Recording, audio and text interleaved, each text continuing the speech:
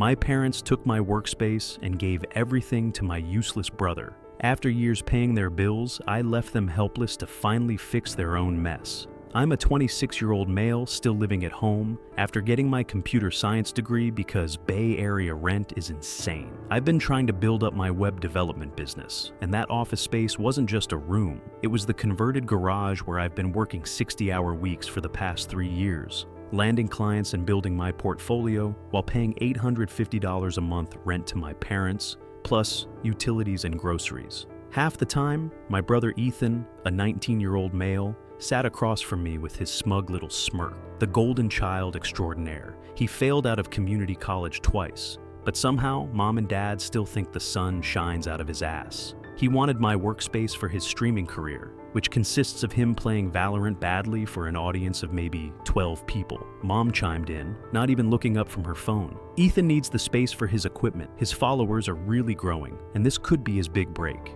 Yeah, all 38 of them. Meanwhile, I just landed a $5,000 contract last month that helped pay for the new water heater when theirs crapped out during Christmas. Not that anyone bothered to say thanks. Dad added through a mouthful of fries. Your brother needs privacy. The living room isn't cutting it. Privacy for the kid who hadn't contributed a single dollar to this household. Meanwhile, I've been the one reshingling the roof last summer, fixing Mom's car when it broke down, and upgrading the home network when Dad kept complaining about his Netflix buffering. I've dumped at least $9,000 into this place over the past year, and they act like I'm some random tenant they're doing a favor for. Ethan kept grinning wider, like he'd won something. That's how it's always been, him taking while I give. Since we were kids, he was the special one who needed extra help, extra attention, extra everything. When I made honor roll, they nodded. When he passed a class with a C-, they took him out for ice cream. I stabbed at my fries, ketchup splattering on the tablecloth. Mom frowned at the mess, but honestly, I was too pissed to care. The garage was my space, my sanctuary from their chaos, but clearly I wasn't even entitled to that. Dad offered, "You can set up in the basement," like he was being generous. The basement with its half-finished walls, concrete floor, and that persistent mildew smell where the Wi-Fi barely reaches and the ceiling is so low I have to hunch. They store all their crap down there, but I just nodded, because what else could I do? I've spent my whole life being reasonable while they catered to Ethan's every whim. That night, I sat in my garage office, staring at the setup I'd built. The custom desk I made from reclaimed wood, the perfect cable management, the sound absorption panels I'd installed. 3 years of building my space, my business, and they were giving it to a teenager who couldn't even be bothered to wash his own dishes. Something inside me just snapped. I should probably back up and explain the Ethan situation because it's key to understanding why this desk thing hit me so hard. From day one, this kid has been treated like he's made of glass. When we were growing up, if I got a B+, Dad would ask why it wasn't an A. If Ethan got a C-, they'd celebrate like he'd won a Nobel Prize. He's just wired differently, Mom would say. He needs more support. Meanwhile, I was the responsible one who had his act together. Translation: the kid they didn't have to worry about, so they didn't. When I was 16, I saved for 6 months to buy my first laptop. Ethan got the newest iPhone for his 12th birthday because all his friends had one. I busted my ass for a scholarship to state. Ethan flunked out of community college and they blamed his professors for not understanding his learning style, then paid for him to try again at a different school, which he also flunked out of. When I moved back home after graduation, the deal was I'd pay rent and stay until I got established. Reasonable, but somehow I also became the in-house tech support, handyman, and emergency fund. Last year, the furnace died during the coldest week of January. Repair bill, $2,700. Guess whose savings paid for it? Not my parents, who both worked decent jobs. Definitely not Ethan, who was between opportunities. Me, with a promise they'd pay me back soon. Still waiting on that. 3 months ago, Dad's car needed a new transmission. $1,800 from my client funds. Last summer, I spent 2 weeks replacing the deck that was rotting through, paid for the materials, did the labor, while Ethan played video games inside. They had friends over to see the new deck. Dad joked, "Yeah, got it done for cheap. Never mentioned I built the damn thing." Every time I try to bring this stuff up, Mom gets teary and Dad gets defensive. Family helps family, he'll say, but it only ever seems to go one direction. So, yeah, the garage workspace meant a lot to me. It was the one place in this house that was mine, where I built something from nothing. Now they were handing it to Ethan because his streaming career might take off someday. That night, I couldn't sleep. I just lay there, cataloging every time they'd chosen him over me, every time they'd taken from me to give to him, and every time I'd swallowed my anger and played along. Not anymore. The next morning, I skipped the usual family breakfast. I couldn't stand to look at Ethan's smug face or listen to Mom talk about how they'd redecorate my workspace for him instead. Instead, I sat in my car in the driveway, scrolling through apartment listings I'd been saving for my own place. With the way Bay Area rent is, I figured I needed at least another year, but I'd live on ramen if I had to. I found a studio in Oakland, 500 square feet, a dated kitchen, but it had a decent-sized alcove perfect for my desk setup. $1,850 a month, which was actually below market for anything not actively on fire. The landlord wanted first, last, and security, $5,550 up front. I had $8,200 saved. It would be tight, but doable. I fired off an email with my credit score and income verification for my business. I got a response within an hour. Available now. Can you come see it this afternoon? Hell yes, I could. The place was exactly as advertised. Small, slightly worn around the edges, but clean, big windows, no mildew smell. No Ethan. No parents acting like every dollar I earned belonged to the family fund, which somehow always got spent on whatever Ethan wanted. I'll take it, I told the landlord, a chill older lady named Janet, who said she preferred renting to quiet professionals over party kids. I signed the paperwork on the spot, paid the deposit, and got the keys. Holy crap, just like that, I had my escape plan. Driving home, I felt this weird mix of triumph and fury. I should have done this years ago. Instead, I'd been bankrolling a family that saw me as nothing but a resource to exploit. Well, resources can dry up. I didn't tell them about the apartment. Instead, when Mom texted asking if I could pick up groceries on the way home, I wrote back, sure, like nothing had changed. But I didn't buy the usual $200 worth, just milk and bread, the bare minimum. Where's the rest? She asked when I walked in with one sad little bag. Budget's tight this month, I said, shrugging. Figured we could all chip in. The look on her face was like I'd suggested we start eating the furniture. But you always get the groceries on Tuesdays. Yeah, well, things change. Dad was in the garage, my garage, measuring for Ethan's new streaming desk. They were planning to buy a $600 gaming setup they'd somehow find money for, despite claiming poverty whenever I mentioned the $4,500 they owed me. Hey, the printer's jammed again, he called out when he saw me. Can you take a look? Normally, I'd drop everything to fix it. 20 minutes of my life to extract whatever paper Ethan had crammed in there wrong. Not today. Can't, I said. Client deadline. Can it wait? Your mother needs to print some work stuff. Nope, bills to pay. I walked past him to my soon-to-be ex-office and started casually sorting through my things. Not packing, not obviously, but taking inventory. That night, the printer remained jammed. Mom had to go to Kinko's. Dad grumbled about family responsibilities while I just worked on my laptop,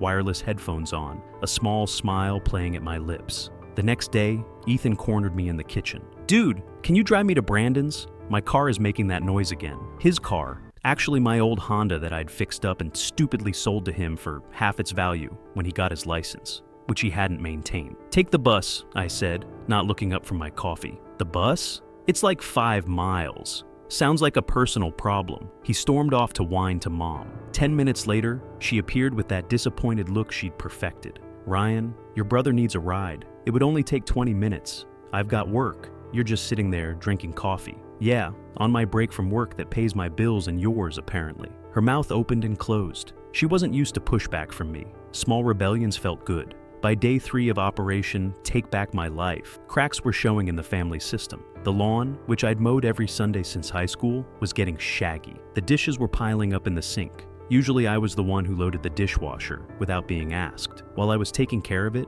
the Wii kept dropping its connection, adding one more frustration to my evening. I realized it was because I hadn't reset the router in the usual spots where it often got glitchy. Little things like that, which they'd taken for granted that I would handle, were piling up. Finally, on Thursday night, Dad approached me awkwardly, hovering in my doorway. The lawn's getting kind of out of control, I glanced up from my laptop. Yep, sure is. I figured you were going to mow it last weekend. Nah, there was a long pause. Are you going to mow it this weekend? Wasn't planning on it. I returned to my screen. He shifted uncomfortably. Is something wrong, Ryan? You seem off lately. That was Dad. 3 years of using me as their personal handyman, ATM, and emotional support human. And now he notices something's off. Just busy with work, I said blandly. Well, we're family. We all need to pitch in. I finally looked up at him, letting those words hang in the air. We all need to pitch in. When was the last time Ethan had pitched in with anything? When had Dad last fixed something instead of waiting for me to do it?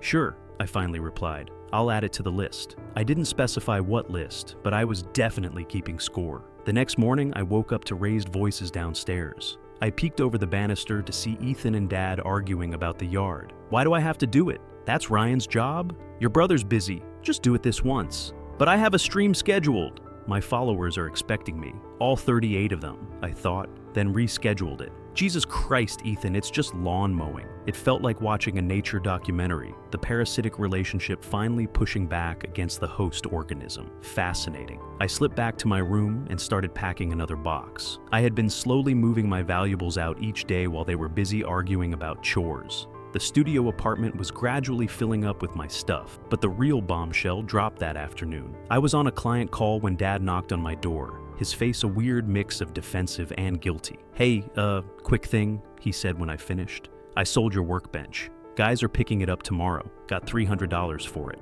My custom workbench, the one I'd built from scratch, the one with the perfect height for my ergonomic setup, the built-in cable management, the adjustable monitor arms. You sold my property without asking me? My voice was dangerously calm. Well, Ethan needs a proper streaming desk, and since you're moving to the basement anyway, so you just decided my stuff was yours to sell? He had the grace to look embarrassed. I figured you'd be fine with it. It's for your brother's career. His career? I repeated flatly. Right, look, we'll split it with you. You can have $100, a third of the money from my bench that I built with my own hands and my own money. Keep it, I said, turning back to my computer. Consider it my investment in the Bank of Ethan. Seems to be the only place my money goes around here anyway. He left, confused but relieved I hadn't pushed back harder. As soon as the door closed, I booked a U-Haul for Saturday morning. By Friday, I'd moved about 70% of my belongings to the new apartment. Nothing obvious. The TV was still in place, the bed still made, but clothes, important documents, and my good computing equipment had all quietly relocated while they went about their days.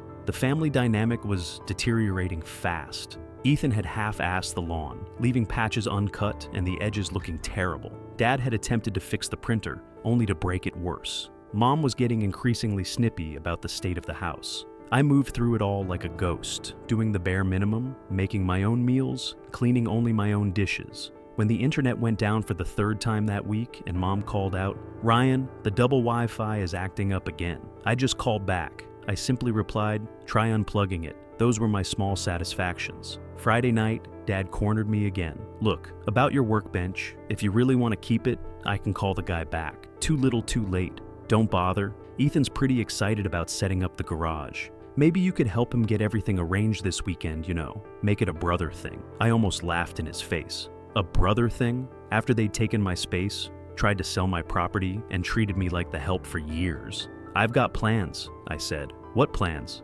"My plans." I brushed past him, heading to my room to pack the last essentials. He followed me up, hovering anxiously. "Ryan, what's going on with you lately? Your mother's worried." "Of course not. I'm worried, but your mother's worried." Classic dad deflection. "Nothing's going on," I said, carefully neutral. "Just establishing some boundaries." Boundaries? We're family. And there it was. The magic phrase that was supposed to excuse everything. Family, the get-out-of-jail-free card they played whenever they wanted something from me. "Yes," I agreed. "We are family, which is why it's interesting. When Ethan wants something, it's all about supporting each other. But when I need something, it's, 'You're an adult, figure it out.'" Dad's face flushed. "That's not fair. We've supported you plenty. Name one time in the last year you've helped me with anything. One time you've put my needs first," I shot back. He opened his mouth, then closed it, trying again. "We let you live here, don't we? I pay rent, $850 a month, plus utilities, plus groceries half the time, plus every emergency repair in this house.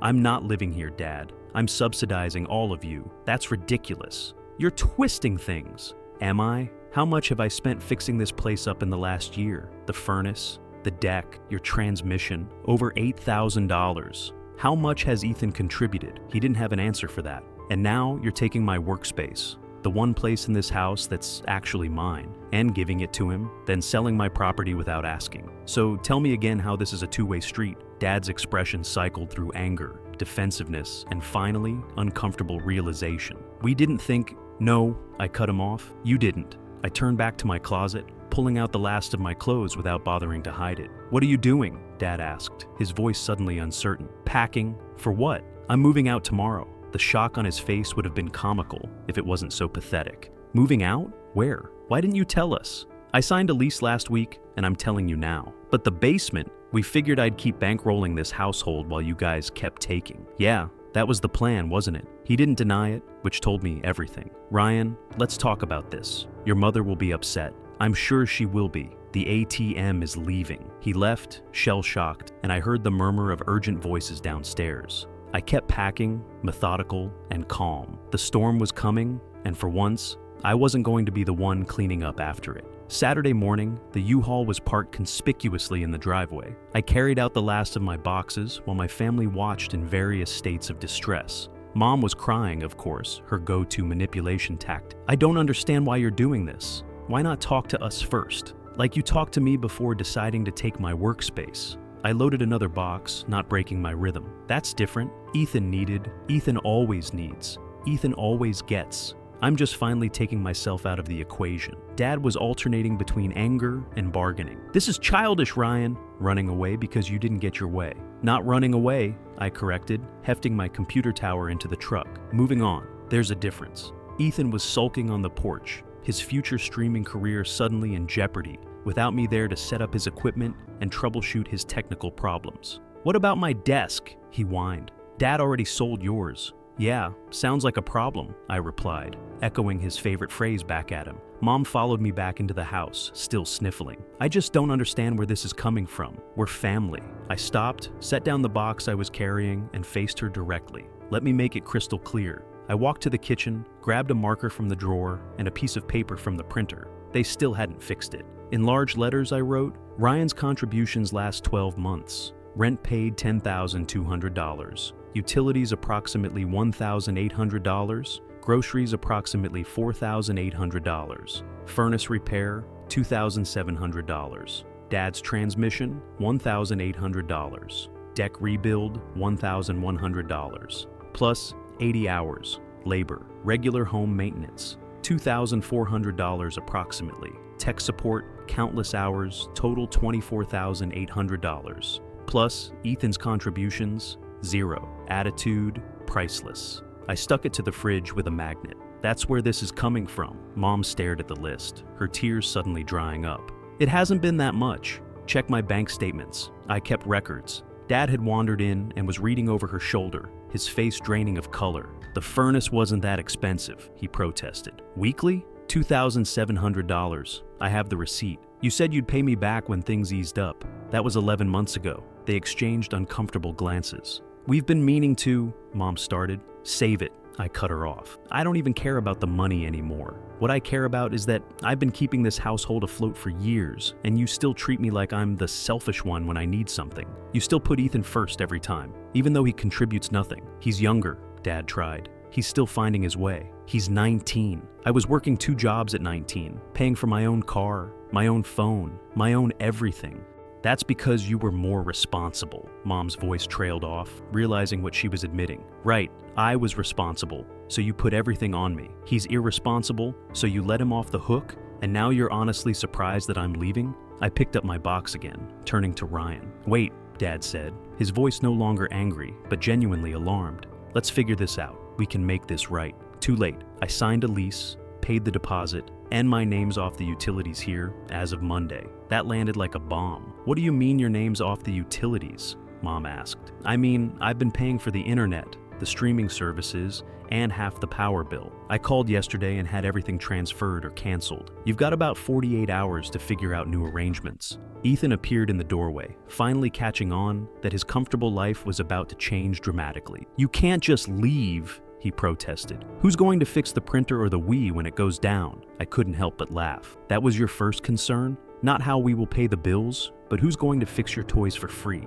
I brushed past him, carried the box to the truck, and Mom followed me out, now in full panic mode. Ryan, please! We didn't realize how much you were doing. We can work something out. Your father and I will pay you back. With what money? You guys live paycheck to paycheck. We'll figure it out. Please, just don't do this. I closed the U-Haul's rear door and locked it. I've already done it. I'm not asking for the money back. I'm not even asking for an apology, though that would have been nice. I'm just done being the family ATM. But what about Ethan? She asked, and I almost admired her dedication to keeping him at the center of everything. What about him? He's an adult. Let him get a job. He can't find anything in his field. His field? He's a college dropout who plays video games badly on the internet. That's not a field. Harsh but true, and long overdue. Dad had stormed back inside, but now reappeared with his wallet. He pulled out two $20 bills, his standard emergency cash. Here, he said, thrusting it at me. For the furnace? It's a start. I looked at the money and then back at him. Keep it.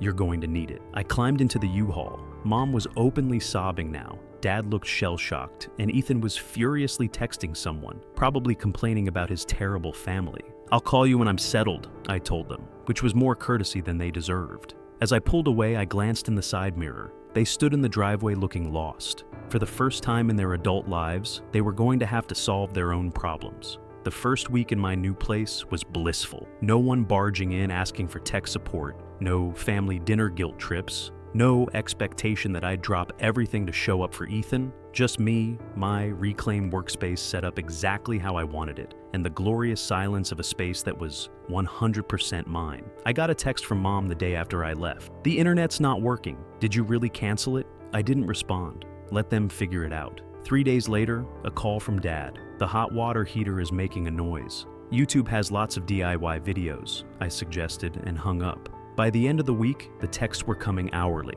The printer still wasn't working, the yard was a jungle, and none of them knew how to reset the router properly. The streaming services were gone, and Ethan's career was stalled because he couldn't figure out how to set up his equipment. Can you just come over for an hour? Mom pleaded. We'll pay you. My contractor rate is $95 an hour, 2-hour minimum payment up front, I replied. That shut her up for a while, but the following Tuesday, exactly 10 days after I moved out, the real crisis hit. I got a panicked call from Dad at 8 o'clock in the morning. The furnace quit again. The house is freezing. It was mid-February and the temperatures were in the 30s at night. Call the HVAC company, I suggested. They want $200 just to come out, plus parts and labor. Welcome to home ownership. Ryan, please. We don't have that kind of money right now. Of course they didn't. They'd been counting on me to handle all that. What about the emergency fund? I asked, knowing full well there wasn't one. Your mother had to use it for groceries, he admitted. Translation. They'd been living beyond their means for years, using me as the safety net. That sounds serious, I said, trying to keep the satisfaction from my voice.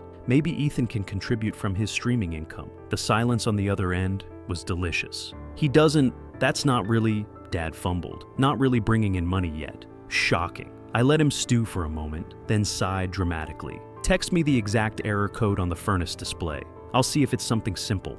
It wasn't, of course. The igniter had failed, a $95 part plus labor, but I knew it. It wasn't something they could fix themselves without risking bigger problems. I told Dad he had two options: pay the HVAC company or replace the igniter yourself and risk damaging the control board, which would be another $600 repair. Can't you just come look at it? He almost begged. I'm in the middle of a client project with a deadline, I replied, which was true. But tell you what, if you and Ethan want to come by tonight, I'll walk you through ordering the part and show you some YouTube tutorials on how to replace it. There was a long pause as Dad considered whether his pride was worth suffering in a cold house. What time? He finally asked. 7 p.m. And Dad, bring Ethan. He should learn this stuff if he's going to keep living there. That night, they both showed up at my door looking uncomfortable. It was the first time they'd seen my new place. It's nice, Dad offered, looking around at my perfectly arranged studio. My desk, not the one they'd sold, but a new one I found on Craigslist and refinished, took pride of place by the window. Thanks. I didn't invite them to sit. Let's talk furnace. I pulled up the manual for their unit and showed them exactly which part they needed, where to order it, and how to install it. I don't think I can do this, Dad admitted, staring at the diagram. I definitely can't, Ethan added, not even bothering to hide his lack of interest. Then you'll need to call the HVAC company, I told them. Ryan, please, Dad tried one more time. We really don't have the money right now. Couldn't you just... No, I said firmly. I couldn't. But if you say family one more time, I'm going to close this door right now. Family goes both ways, and for years, it's only gone one way with us. He swallowed whatever he was going to say. I softened slightly. I'll make you a deal. I'll come fix the furnace this one time, but in exchange, we're going to have a serious family meeting about finances and responsibilities. all cards on the table, and Ethan starts contributing real contributions, not just promises. Dad looked relieved. Deal. Ethan frowned. What do you mean contributing? I mean, you get a job, a real one with a paycheck. You pay rent, you do chores without being nagged, and you learn how to fix basic household stuff so it doesn't all fall on Dad now that I'm gone. But my streaming is a hobby, not a career. Not yet anyway. You can stream on your days off, just like any other hobby. He looked like he wanted to argue, but Dad shot him a warning look. Fine, Ethan muttered. The next day I went over and fixed their furnace. It took about an hour, start to finish. Then I called a family meeting at the kitchen table. I laid it all out. Their actual expenses versus income, the reality of what it would cost to replace all the services I'd been providing for free, and a proposed budget going forward, including $250 per month rent from Ethan. That's not fair, he protested.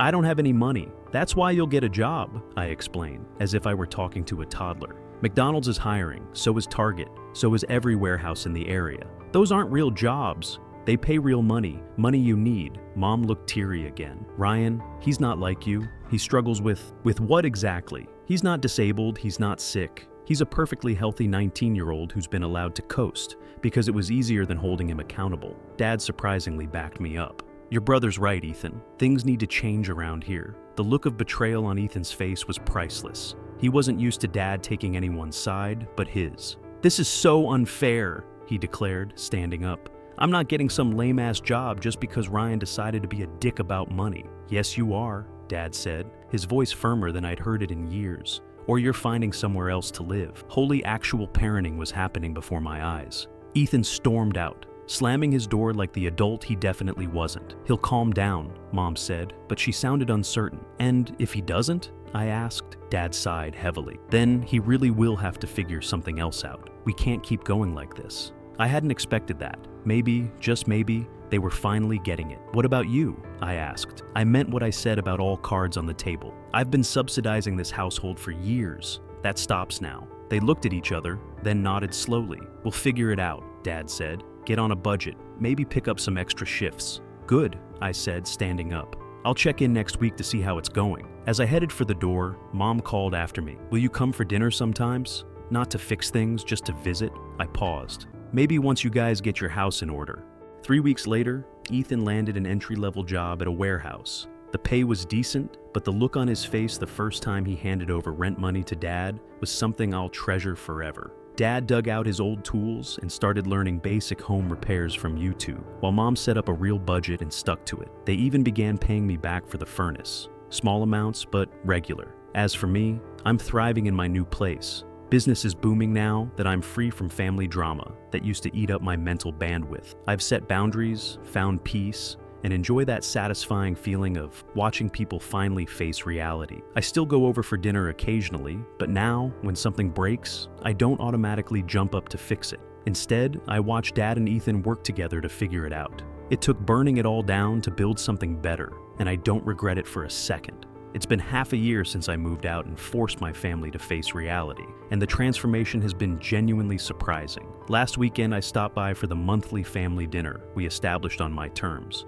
where I'm a guest, not the household ATM or repairman. The lawn was actually mowed, the kitchen sink wasn't piled with dishes, and most surprisingly, Ethan wasn't glued to his gaming setup. It turns out the golden child learned some harsh lessons these past months. His streaming career hit a wall fast once he had to balance it with his warehouse job. No more 12-hour gaming marathons when you've got an 8-hour shift moving boxes. He complained about it constantly at first, according to Mom, but then something unexpected happened. He got promoted to shift lead last week, the youngest one they've ever had in that position. Ethan actually looked embarrassed by the praise, which was a new sight. It's not a big deal, he said. Just means more responsibility for barely more money. Welcome to adulthood, I replied. The real shocker came after dinner, when the dishwasher made a weird grinding noise mid-cycle. Dad muttered about it. Then, instead of looking at me expectantly, he turned to Ethan and asked, "Can you take a look at that tomorrow? Probably just something caught in the filter." Ethan nodded like this was normal, like he'd been handling household maintenance all along. Apparently, he's gotten pretty good with basic repairs, as Mom explained after seeing my surprised face.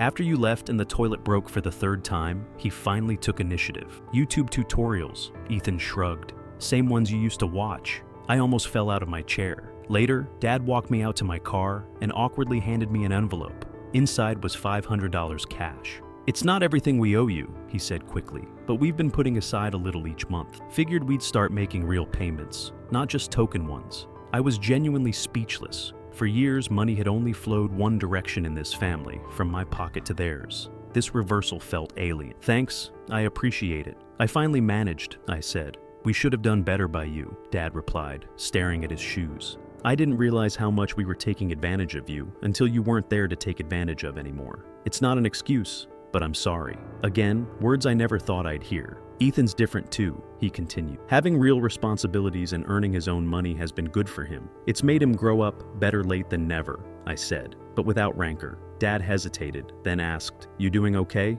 Is your place working out?" "Better than okay," I told him truthfully. "Business has doubled since I moved. Turns out not having my resources drained constantly lets me focus on actually building something." He winced slightly, but nodded. "You deserve better from us." As I drove home, I realized something fundamental had shifted. My family hadn't just adjusted to my absence, they had actually grown from it. Ethan was developing into a functioning adult. My parents were taking responsibility for their finances, and most importantly, they were finally acknowledging what they had done. I know some of you will say, "I should have cut contact completely." Trust me, I considered it. But despite everything, they're still my family. I'm not saying everyone should reconcile. Some families are truly toxic beyond repair. But in my case, once they showed actual change and remorse, I decided that a controlled relationship was worth trying. The following week, I received a text from Ethan that nearly made me crash my car. "Hey, got a bonus at work. Wanted to pay you back for the bike Dad sold. It was a dick move. Let me know your Venmo."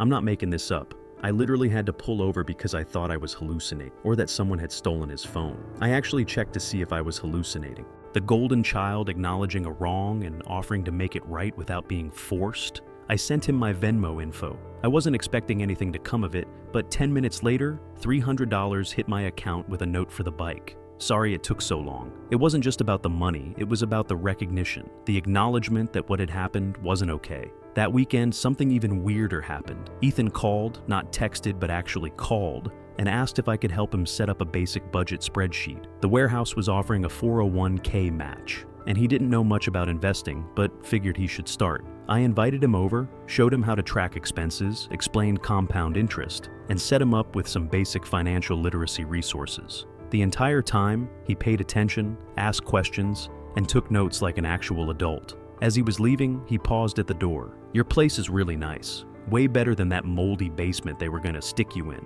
"Thanks, I like it," I replied. He shifted awkwardly. "I was a real jerk about the garage and a lot of other stuff. I didn't realize how much you were carrying for everyone." I hadn't expected an apology from him. Never really thought I would. "Water under the bridge," I said, meaning it. "Mom and Dad really miss having you around," he added. "Not just for fixing stuff, they actually miss you." "I miss certain things too," I admitted. "Not the exploitation part, but the good parts of family." He nodded, understanding. "For what it's worth, I'm glad you stood up for yourself. It needed to change." Now, 6 months later, I can honestly say my scorched earth exit was the best thing I could have done. Not just for me, but for all of us. Mom and Dad are on a budget for the first time in their adult lives. They've started building an emergency fund. Dad's become surprisingly handy around the house. Ethan's not just working, he's thriving with actual structure and expectations. He still games and streams occasionally, but as a hobby, not a delusional career plan. He's talking about taking classes at community college again, but this time with a realistic plan.